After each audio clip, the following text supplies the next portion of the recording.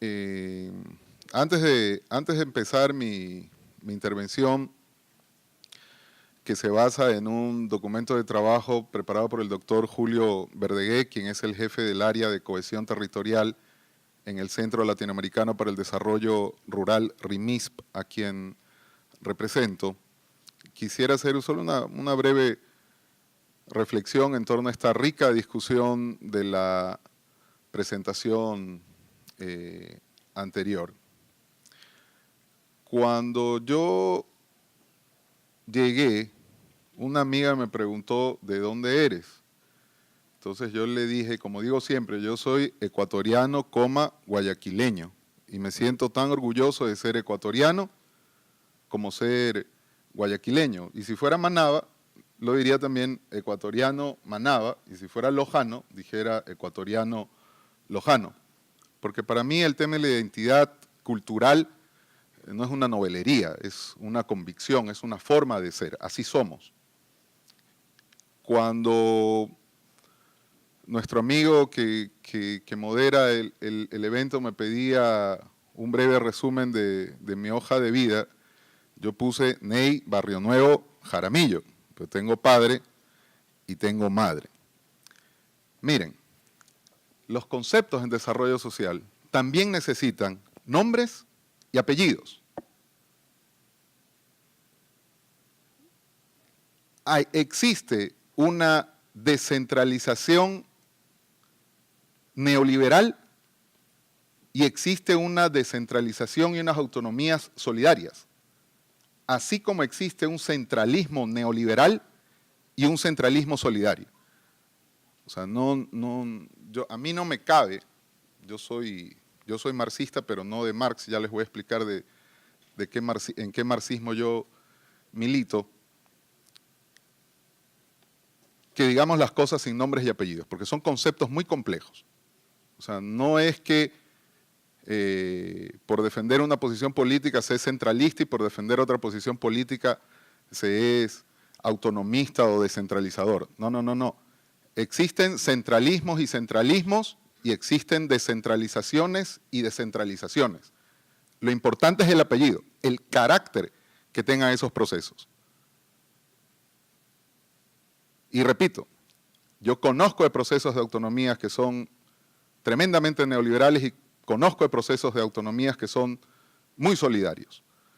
El país debe optar, pero la discusión debe estar abierta. En definitiva, la mejor política pública es la que se hace dialogando. Paso ahora a esta charla. Yo voy a procurar ser bien corto para darles espacio a ustedes a sus preguntas y lo podemos hacer interactivo lo más que se pueda. Interrúmpanme cuando a bien tengan. Miren, asistimos a un proceso de transformación rural. Es un proceso de cambio social integral en las sociedades rurales. Cuando decimos integrales, en todas las dimensiones. Esto no es solamente algo en la dimensión económica o en la dimensión administrativo-política o económica, es también cultural, es un cambio integral. Muy amable.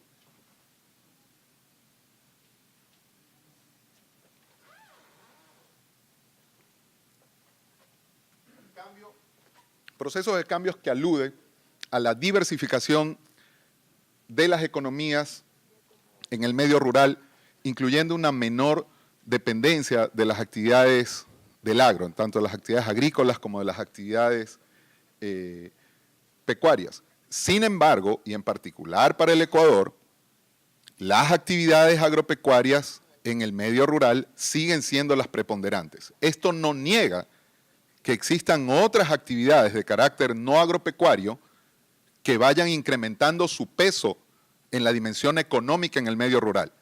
Sin embargo, las actividades agrícolas y pecuarias siguen siendo las preponderantes. No podemos olvidarnos de eso porque a veces se lo quiere minimizar. La dependencia de lugares distantes en el comercio, bienes, servicios e ideas. Y recalcando que comprendemos lo rural más allá de lo estrictamente agropecuario, voy a utilizar como ejemplo lo agropecuario. En el pasado, ¿de dónde salía la semilla que utilizaba un agricultor? De su propia finca. ¿De dónde salían los abonos que utilizaba ese agricultor? Probablemente de su propia finca, rastrojos de cosecha, bostas de animales. ¿De dónde salía la locomoción que utilizaba ese agricultor? El caballo, el burro, el buey, ¿verdad? La tracción era tracción animal que se alimentaba ahí mismo en la finca, ¿verdad? ¿De dónde salía la energía que se utilizaba en las unidades de producción? Cocina de leña, ¿verdad? También salía de allá mismo. Hoy eso no ocurre así. Hoy crecientemente se da el uso de semilla certificada que viene de industrias urbanas. Los fertilizantes que hoy que hoy se utilizan en el campo, vienen también de industrias urbanas. La energía fósil que utilizamos en el campo también viene de industrias urbanas. Y por último, la tracción mecánica, los tractores, carretas, camionetas, todo eso que se usa hoy para la locomoción en el campo, viene de industrias urbanas. Es decir, por el lado de la provisión de eso dependemos de las urbes. Pero los productos finales también.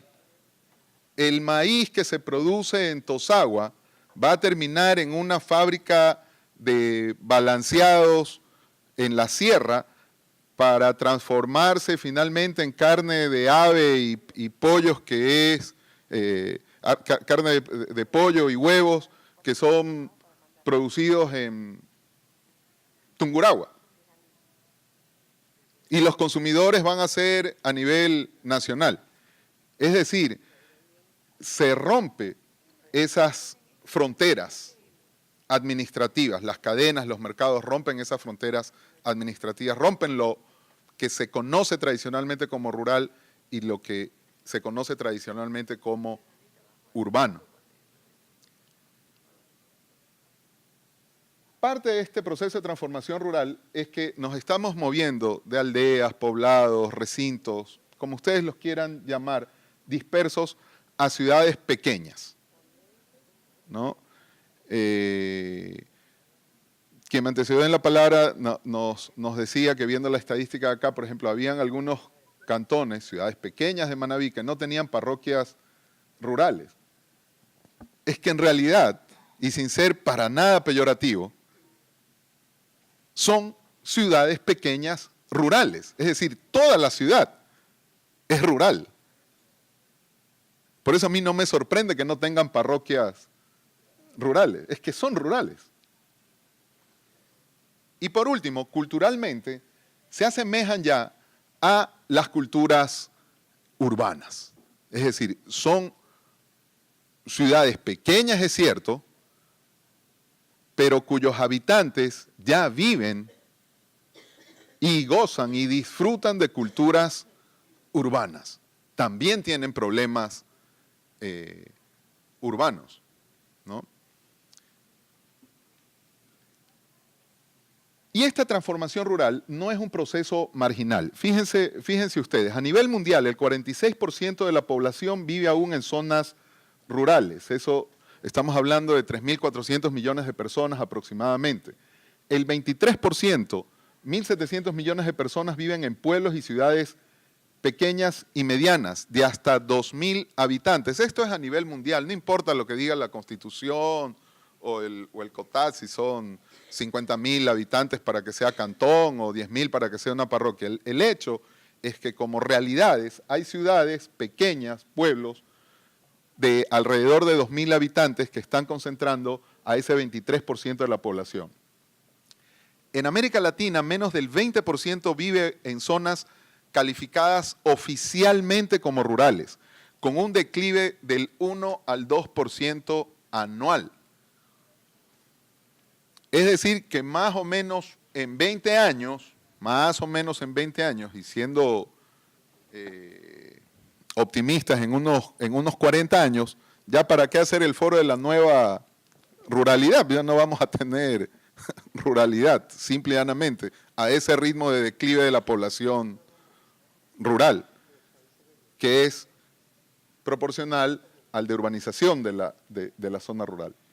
El 40% de la población en América Latina vive en pueblos y ciudades pequeñas o medianas. En Ecuador, según el último censo, la población rural es del 31%.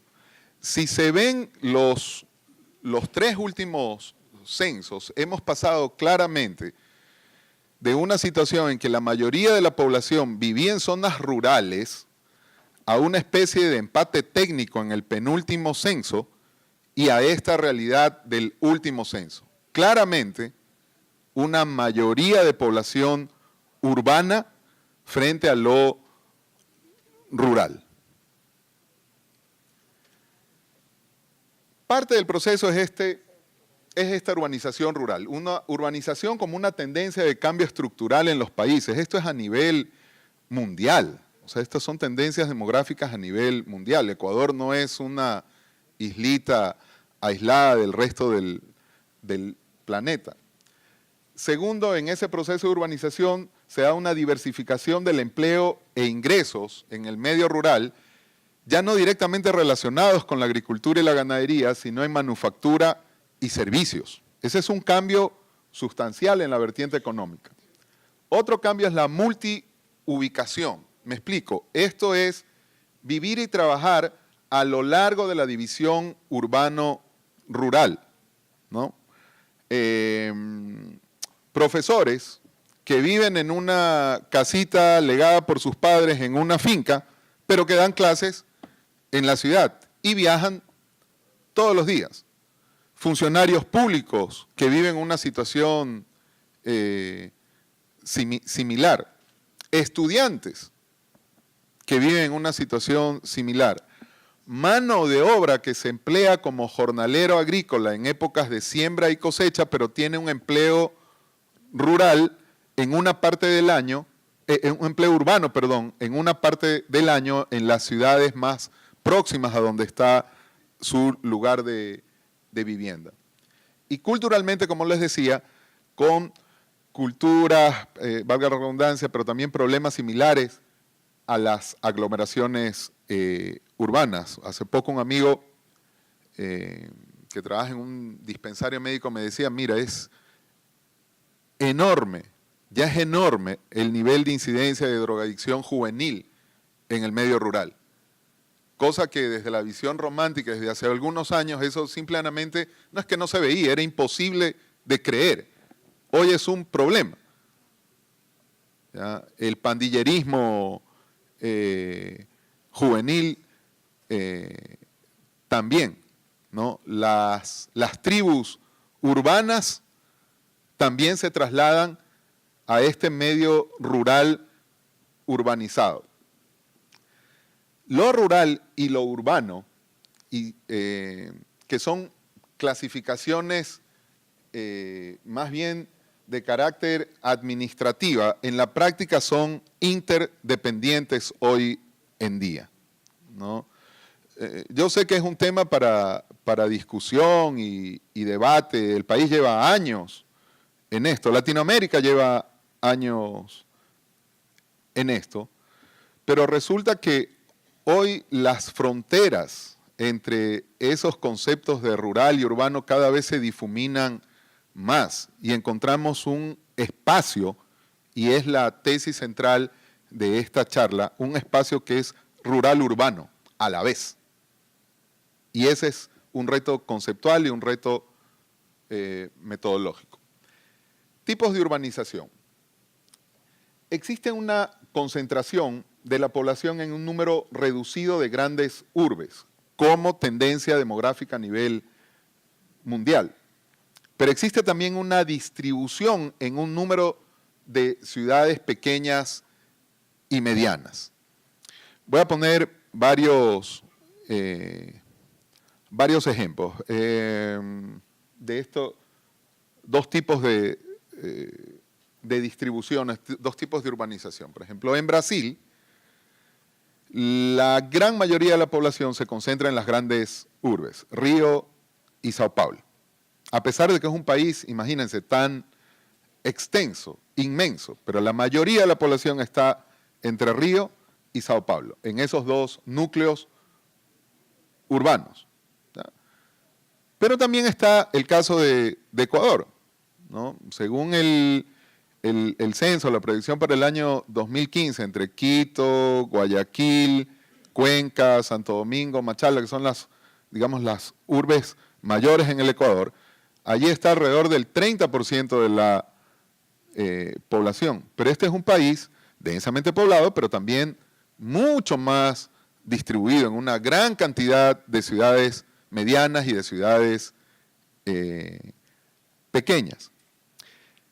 Eso de allí no obedece al azar, eso obedece a procesos históricos, procesos socioculturales, dinámicas económicas a lo largo del tiempo. Lo importante es estar claros en que en Ecuador, sin duda, existe una gran concentración, sobre todo entre Quito y Guayaquil, concentración urbana en aglomerados urbanos, pero también existe una gran distribución de la población en pequeñas y medianas localidades, lo cual nos diferencia de otros países. Según mis estimaciones, existe ese alto porcentaje en pueblos y ciudades pequeñas y medianas en el Ecuador, estamos hablando de 2 a 3 millones de personas que están en una especie de limbo conceptual, jurídico, de gobernabilidad. Es decir, el censo te dice, a grosso modo, 70 personas en el país son urbanas y 30% son rurales. Es cierto, pero no es cierto. Porque hay muchos de esos urbanos y muchos de esos rurales que están y son rural-urbanos. Son una especie de mestizos. De mestizos conceptuales en esta dicotomía rural-urbana. Y entonces se lanzan políticas para lo rural, se lanzan políticas para lo urbano, pero no hay políticas para lo rural-urbano, siendo esa una realidad que involucra a cerca de 3 millones de personas. Entonces, aprovechando, haciendo un símil ahora que viene el Papa, o sea, no se sabe si están en el limbo antes de llegar al cielo, ¿verdad? O si están en el purgatorio antes de llegar al infierno. Pero el hecho es que existe una realidad que se llama lo rural urbano a la vez. Sigamos. ¿Qué implicaciones tiene este proceso de urbanización rural? Como les comentaba, las oportunidades de empleo e ingresos se diversifican, existe un mayor acceso a ciertos servicios e infraestructuras, ¿no? Los empleos se diversifican porque ya no solamente dependen de lo agropecuario y el acceso a servicios e infraestructuras porque en el proceso de urbanización se construyen infraestructuras, por ejemplo, de agua y saneamiento, pero también infraestructuras productivas relacionadas con la producción rural. No estamos hablando de centros de acopio, piladoras, silos y otros, ya no solamente en post cosecha, sino de transformación productiva. Productos y servicios que antes eran solo urbanos, ¿no? Servicios profesionales, por ejemplo, ¿no?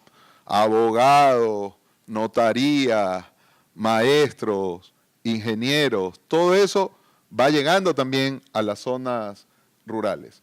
Un acceso más directo a los mercados, porque estos pequeños pueblos ya no se encuentran tan aislados de sus mercados de consumidores. Cambia también, cambia desgraciadamente para peor, la calidad del medio ambiente rural, porque estos procesos de urbanización, sobre todo por lo desordenados que son sin regularización, y más que eso, con una absoluta irresponsabilidad ambiental, echan a perder suelos, aire, agua en los entornos rurales. Y también, a pesar de toda la enorme resistencia cultural que han tenido las comunidades rurales, no solamente las comunidades indígenas o negras en el Ecuador, también las comunidades montuyas, en general las comunidades rurales, para defender, para mantener, para fomentar sus formas culturales, estos procesos de urbanización están produciendo una especie de homogenización de la cultura, ¿no? Hay un dato, el otro día en Vinces se acerca un colero, un vendedor de cola, de vaso de cola, a la mesa. Yo estaba con un amigo que es dueño de una empresa que da el servicio de TV Cable al pueblo. Y el colero le pagaba 50 centavos todos los días, donde se lo encontrara, porque tuviera el servicio de cable ese habitante rural. Y la verdad es que probablemente 1 de cada 2 ecuatorianos, agricultores ecuatorianos de más de 50 años, sea analfabeto funcional, pero tiene TV Cable. Y el TV Cable es una forma de homogenización cultural tremenda. Pero tremenda. DirecTV, exactamente. Exactamente. Entonces todos consumimos los productos culturales, nos volvemos consumidores de los mismos productos culturales globales y ya no somos generadores de nuestra propia cultura rural. Y por último también se da un proceso de reconfiguración de las redes sociales como consecuencia de esta reconfiguración de las dinámicas económicas en el territorio también. Ahora, ¿qué hacemos? Nos quedamos discutiendo qué es lo rural, qué es lo urbano, le ponemos indicadores, no, es que rural es hasta tantos números de habitantes o a tal nivel de ingreso, o reconocemos que existe un espacio rural urbano también, ponemos muros o tendemos puentes. Para el Centro Latinoamericano para el Desarrollo Rural, que tiene su sede en Santiago de Chile, pero opera en una decena de países a lo largo de Latinoamérica, la humilde sugerencia y recomendación es: tendamos puentes. Primero reconozcamos que existe lo rural profundo, rural puro, pero también lo urbano, pero este espacio de rural-urbano, y lo otro es tendamos puentes, no muros. Esto de lo rural urbano no es precisamente una dicotomía para ver esos conceptos separados y fragmentados, sino verdaderos territorios como espacios socioeconómicos donde se combina lo rural y urbano a la vez, simultáneamente. Aldeas dispersas íntimamente relacionadas con pueblos o ciudades pequeñas y medianas. Aquí Manabí es una muestra clarísima de eso. No importa dónde esté, pero yo recuerdo siempre Tosagua, cómo es el centro de Tosagua, y ese centro, que es una población urbana, vive de lo que genera el mundo rural. Pichincha, todo el comercio de Tosagua, de Pichincha, es en torno a las cosechas de maíz amarillo, como lo fue antes de algodón. Sus comercios, todo eso viven de las dinámicas económicas que se generan por los ingresos de esos agricultores que no viven en Tosagua, sino que viven en los recintos alrededor de esa urbe. Pero esa urbe, en realidad, desde nuestra perspectiva, es un espacio rural-urbano o urbano-rural, como quiera que se lo quiera decir. Algo similar ocurre con las parroquias rurales o periurbanas de las grandes ciudades. Fíjense, todo Manabí, que es un territorio realmente extenso, creo que en extensión territorial Manabí debe estar entre las 3 primeras, ¿verdad? La tercera tiene 53 parroquias rurales.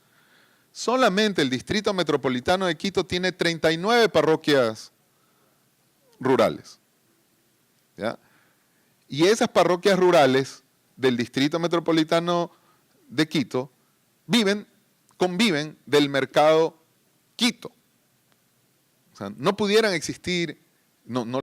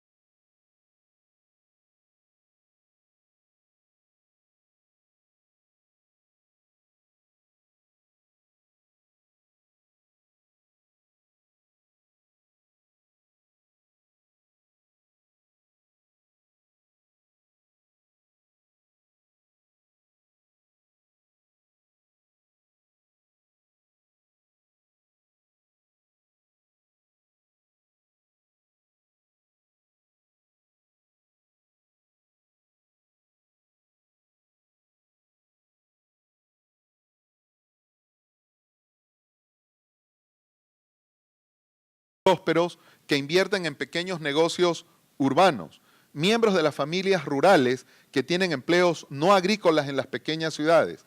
Las ciudades pequeñas atraen a obreros calificados, atraen a profesionales. Se abren servicios como radio, televisiones, periódicos locales, despachos técnicos profesionales, oficinas de ONGs y de otras entidades.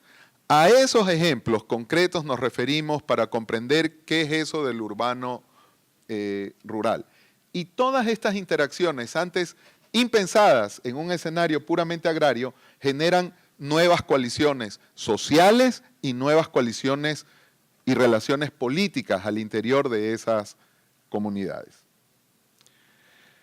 En Latinoamérica se dan algunos casos. Yo los he querido poner desde algo más conceptual, institucional, hasta iniciativas económicas concretas que mezclan esto de lo rural y urbano y relacionan a estas poblaciones con ciudades, ¿no? Por ejemplo, en Colombia la misión Rural, que es una entidad a la cual el gobierno colombiano le ha dado mucho peso para que ayude en la implementación de los acuerdos de paz entre el gobierno y las FARC en la mesa agraria, que fue una de las de discusión más peliaguda, están pensando en una redefinición de lo rural urbano, desde las coordenadas de la cohesión territorial, pensando aquello como sistemas de ciudades y zonas rural urbanas intermedias. Es decir, que en el marco jurídico de Colombia se está pensando ya en este espacio rural urbano. En Chile, estos sistemas ingeniosos de patrimonio agrícola mundial, que se conoce como CIPAM, tiene un caso emblemático que es Chiloé, un espacio donde se combinan biodiversidad con papa nativa, circuitos cortos y desarrollo territorial con identidad. Pero son espacios rurales que están alimentando a las pequeñas urbes en un mismo territorio, con una misma identidad cultural. En Ecuador, estoy poniendo el ejemplo del supermercado Gran Sol, ex Coopera, que a través de circuitos cortos de comercialización de productos locales hace una relación de comercialización directa entre pobladores de zonas rurales y periurbanas de Cuenca con un autoservicio urbano. ¿Ya? En la cadena del plátano veíamos, por ejemplo, que para que el plátano del Carmen llegue al Supermaxi de aquí del mall que está aquí a la vuelta, no puede, aunque el Carmen esté en Manaví y este Supermaxi esté en Portoviejo, no viene en una ruta directa. Eso va primero a un centro de acopio nacional que probablemente lo tengan en Quito. ¿Ya? El guineo de Machala, que se vende en el Supermaxi de Machala, tampoco va de la plantación al mercado, da una vuelta larga por ese centro de acopio nacional. Con estos circuitos cortos de comercialización de productos locales se logra una comercialización más directa, incluso a nivel de autoservicios. Y se genera una dinámica económica en esos territorios rurales urbanos. En Bolivia, también en Perú, en Perú es muy conocido este ejemplo del Festival Mistura, donde en Lima durante 10 días van como 400.000 personas a disfrutar de platillos típicos hechos con productos de los diferentes territorios. Pero digamos que eso está concentrado en Lima. En Bolivia hay una experiencia similar que se llama MIGA, que son ferias gastronómicas en La Paz y 6 ciudades intermedias con integración de no solamente de los chefs, como es en Mistura, sino de las organizaciones campesinas, de los productores de esos agroalimentos, con los chefs y también con los gobiernos locales para fomentar esta economía en espacios rural urbanos. Y en Brasil el programa de alimentación escolar, algo similar ocurre en Ecuador, tiene también como componente central la inclusión de agricultores familiares en compras públicas para la recuperación y uso de productos locales con identidad cultural además para la seguridad alimentaria de ciudades intermedias. Es decir, tanto desde la redefinición conceptual y de la política pública de reconocer que existe lo rural urbano, más allá de lo puramente urbano o de lo puramente rural, y que eso tenga una expresión en el marco legal, más allá de eso, también se dan iniciativas en el plano económico, incluso cultural, que ayudan a fomentar estos espacios de integración rural urbano. En resumen, los centros urbanos están conectando a lo rural con el exterior de una manera inimaginable en comparación cuando eran aldeas dispersas. La aparición y desarrollo de estos territorios rural-urbanos difuminan lo que fueron agudas distinciones entre el campo y la ciudad. Esta es una de las conclusiones del doctor Julio Verdegué. Los límites administrativos rígidos están rezagados de la realidad. las leyes sabias son las leyes que dan cuenta de las realidades, no las leyes divorciadas de las realidades. Lo rural ha sido concebido como lo residual urbano. Tradicionalmente era la resta de lo que quedaba y que no era urbano, eso es lo rural, es el residuo. No se reconoce la importancia de la transformación rural y la urbanización de las sociedades rurales, aunque éstas trasciendan las fronteras administrativas actuales. Y para concluir, quiero decirles que este sesgo es un asunto político. La definición inadecuada de lo rural, los errores en la clasificación y los errores también en la medición son políticos. El hecho de que aparezca que el 70% de la población ecuatoriana es urbana y solamente un 30% es rural y que se desconozca a esos 3 millones de ecuatorianos que viven o vivimos en espacios rural-urbanos, es un asunto político. Porque existe un sesgo en las políticas de desarrollo hacia lo urbano. Todo se piensa desde lo urbano, se desconoce o se minimiza lo rural. Se establecen políticas de financiamiento pensando en las industrias y las pequeñas empresas urbanas, cuando la realidad de los agricultores, de sus negocios, la naturaleza de sus productos, necesita otra política de financiamiento. La educación se piensa desde coordenadas mentales urbanas, no desde el medio, no de las demandas, las necesidades y demandas concretas del medio rural. Y en general, la vivienda. La política de vivienda de interés social es pensada por arquitectos desde las urbes.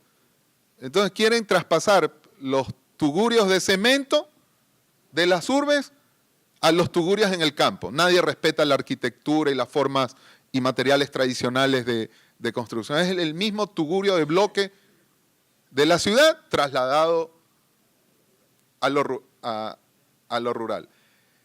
De ese sesgo hay que cuidarse. Y ese es un reto.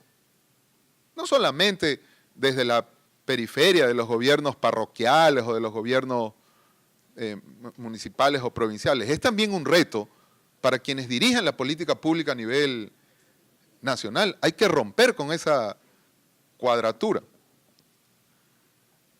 Y por último, tales prejuicios y errores dejan en el limbo a los espacios rurales urbanos. Yo iba a poner en el purgatorio, pero mejor los dejo nomás en el limbo. Entonces, el reto, amigas y amigas, desde nuestra perspectiva es reconocer la existencia de esos nuevos territorios rural-urbanos y diseñar políticas públicas acordes con esa realidad, más allá de la discusión qué es urbano, qué es rural. Reconozcamos que también existe un espacio rural-urbano a la vez. Muchas gracias.